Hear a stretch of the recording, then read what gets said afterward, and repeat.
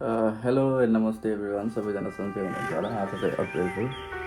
मैले अप्रिल फुल मनाउनुको लागि चाहिँ दाइलाई मैले दाइ म मर्छु होला एकछिन मलाई आउनु भेट्नु भनेर भनेको थिएँ।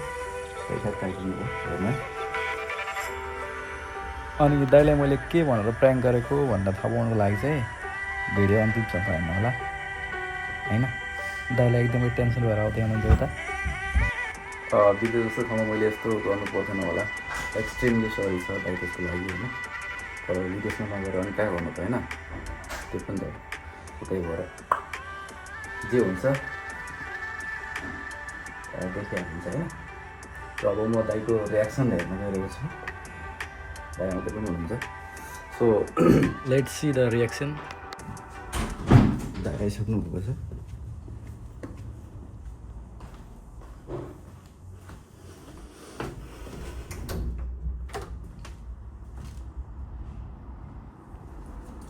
के भयो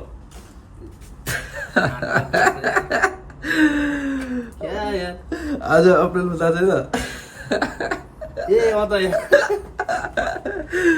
सरी दाइ सरी सरी सरी ल म त यार टेन्सन भयो नि ल ल ल जाने होइन अब अब जाने ल ल ल ल and this is our BMW।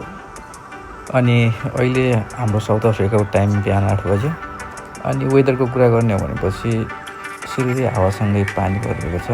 एकदमै शान्त ठाउँ छ र रमाइलो छ। साउवा अब हामी लाग्यौँ।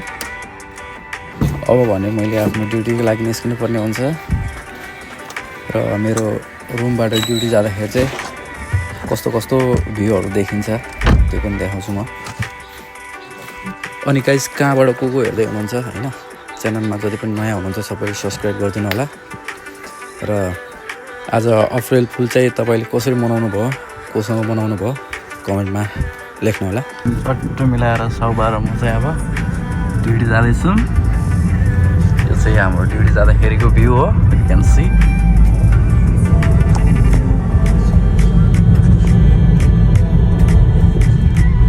कस्तो छ। एकदमै ब्युटिफुल वेदर भन्नुपर्छ आज। अनि हाम्रो यतातिर चाहिँ विगत 3 दिनदेखि चाहिँ आन्दोलन चलिरहेको छ होइन। एक्चुअली तर के को आन्दोलन हो त्यो चाहिँ बुझ्न सकिएन यस्तो छ। अनि देवतालाई चाहिँ मैले हिजो रातभरि मलाई ब्लड भोमिट हुँदै भनेर भनेको थिएँ। यसैको साथसाथमा दाइलाई ठुलो प्र्याङ्क भयो। अनि यो चाहिँ यहाँको क्रिस्चियनहरूको चर्च यस्तो छ। अब यहाँबाट चाहिँ हाइवे सुरु भयो। अनि हाम्रो सबैले चाहिँ चट्ट चाइनिज गाना घन्काएर पारामा हामी चाहिँ जाँदैछौँ। अनि ब्लग बनाउने क्रममा कुनै पनि मिस्टेक भयो भनेपछि guy my bad, just skip. I am starting my blog so give me good feedback. अब हामी चाहिँ आफ्नो काम गर्ने ठाउँमा पुग्यो। यहाँ अर्को चर्च पनि छ, यहाँ एउटा चर्च उता पनि छ। यो चाहिँ हाम्रो काम गर्ने ठाउँ हो। अनि गाइस एक्चुअली भन्नुपर्दा चाहिँ east London is the one of the best beautiful city in south Africa. यो चाहिँ हाम्रो मेन गेट भयो, मुख्य द्वार। के भन्छ मुख्य ढोका भन्छ होइन। So guys we enter inside and here the big parking space. यो हो चाइना टाउन। अनि मैले चाहिँ यसरी ब्लग बनाएको चाहिँ फर्स्ट टाइम हो। एकदमै नर्भस पनि छु म। You can see my face reaction.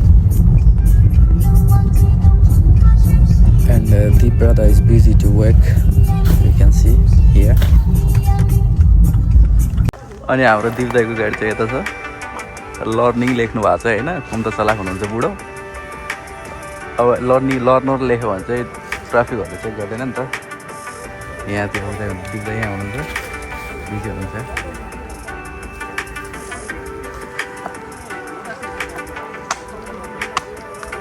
दाइ के छ कस्तो लाग्यो?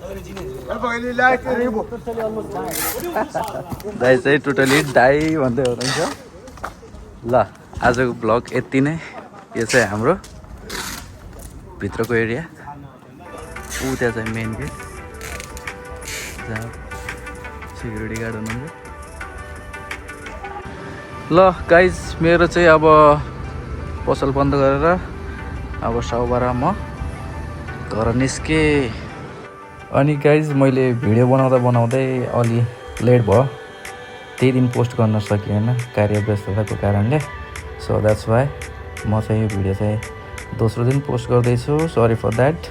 अनि अन्तिममा चाहिँ म के भन्न चाहन्छु भनेपछि thank you so much for everyone watching my video. सबैजनाले आफ्नो ठाउँबाट माया देखाइदिनु होला र च्यानललाई सब्सक्राइब गरिदिनु होला। मेरो युट्युब च्यानल रहेको छ इक्का blogger, so make sure you have to subscribe my YouTube channel. अनि जतिजनाले जुन ठाउँबाट अहिलेसम्म भिडियो हेरेर साथ दिनुभयो सबैलाई धेरै धेरै माया र अर्को ब्लग चाहिँ कस्तो बनाउने भनेर मलाई राम्रो प्रतिक्रिया दिनु होला। And the last but not the least, thank you so much for every one.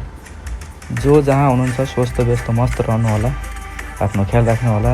Love you, bye bye, see you next blog.